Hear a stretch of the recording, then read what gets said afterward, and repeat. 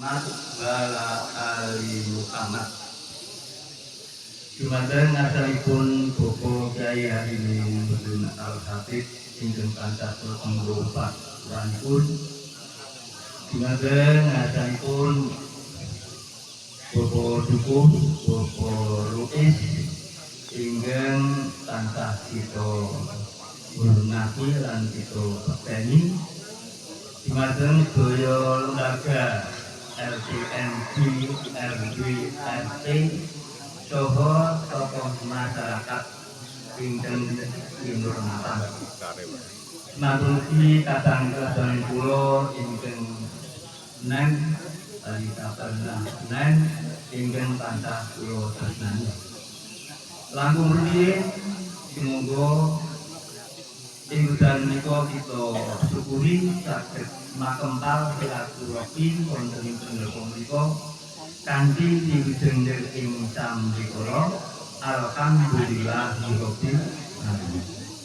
Sholawat dan salam tansah kita punjakaken dhateng Nabi kita Nabi Muhammad sallallahu alaihi wasallam. Mugi-mugi kepanjenengan sedaya tansah pikantuk syafaatipun bindang wonten ing yaumul akhir. Amin. Ing salebetipun parenga kula matur mandu wontenipun ikrar sawalan. Pramila saking menika monggo kita siap-siap wonten ing manah lan nyuwun pangapunten ingkang nembe pangandikan supados kendel ingkang nembe sas supados dipun cecek rumiyin. Amargi kula matur supados panjenengan nirakaken ingkang intinipun kula lan panjenengan nyuwun pangapura lan ugi saos pangapunten dumateng panjenengan sedaya. Pramila kedah ngucapaken supados dosa kula panjenengan saged pun apunten dening adanipun Allah Subhanahu wa taala.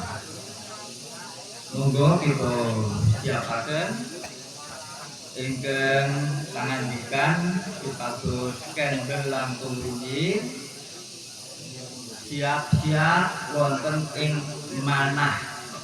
Nggih, manahipun jambak pun tata ngikraraken nyuwun pamunten lan saos pangapunten.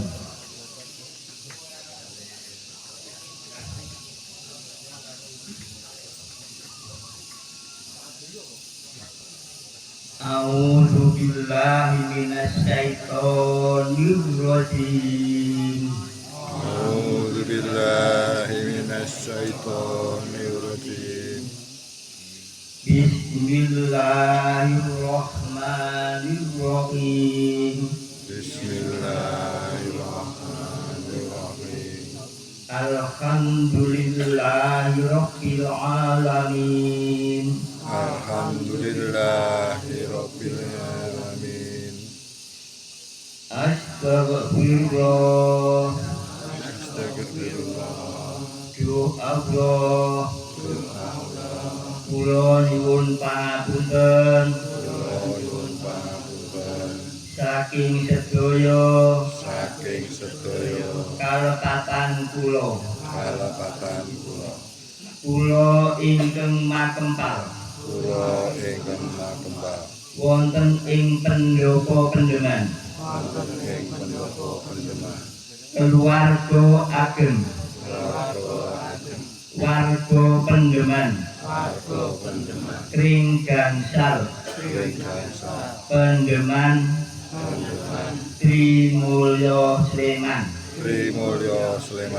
kekarenga kula matur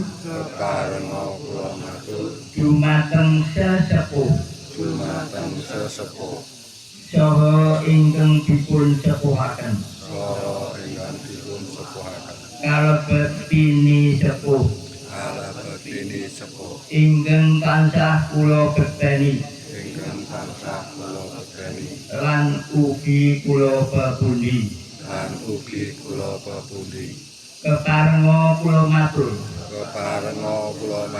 dumateng kadang-kadang kula dumateng katang-katang kula ingkang kapernahnen ingkang kapernah ingkang kula tresnani ingkang kula tresnani atur kula sepisan ngaturaken sugeng riyadi sugeng riyadi Idul Fitri setunggal Syawal 1447 Hijriah kaping kalih kula nglenggono kathah dosa lan kalepatan ingkang tumanduk dumateng panjenengan kalepatan ingkang kula sengaja lan boten kula sengaja lahir saha batin kula nyuwun pangapunten ugi kula lega lila mbok bilih panjenengan wonten ingkang rumaos kagungan dosa kula tansah lega lila tulus ikhlas saos pangapunten padhateng panjenengan kaping 3 kula tansah nyuwun doa lan ugi ndongaaken dumateng panjenengan mugi-mugi siam kula lan siam panjenengan dipun tampi dening Allah kang maha kuwasa dosa kula dosa panjenengan mugi dipun apunten dening ngarsanipun Allah ingkang maha pangapura